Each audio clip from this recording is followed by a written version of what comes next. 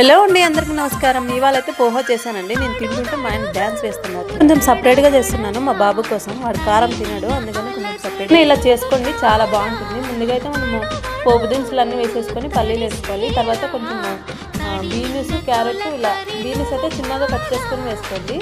Carrot ఇలా తురుముకున్నానండి, మా పిల్లలు బాగా ఇష్టంగా తింటారు ఇలా చేస్తే. తర్వాత మనం కట్ చేసుకున్న ఆనియన్స్, బీన్స్, క్యారెట్ ముక్కలు ఇలా వేసేసుకొని కలుపుకోండి. క్యారెట్ అయితే తురుముకున్నాను నేను లాస్ట్ వేద్దామని. తర్వాత టమాటాస్ వేసేసి క్యారెట్ వేసేసి ఇలా కలుపుకొనేసి మనము అటుకులు నానబెట్టుకుంటాం కదండి, వేసేసుకొని కలిపేసుకోవడమే. అటుకులు ఎక్కువసేపు నానబెట్టకూడదండి, ఒక 2 మినిట్స్ నానబెట్టేసి ఇంకా స్ట్రెయిన్ చేసేసుకుంటే సరిపోతుంది. వేడివేడి పోహా అయితే రెడీ అండి.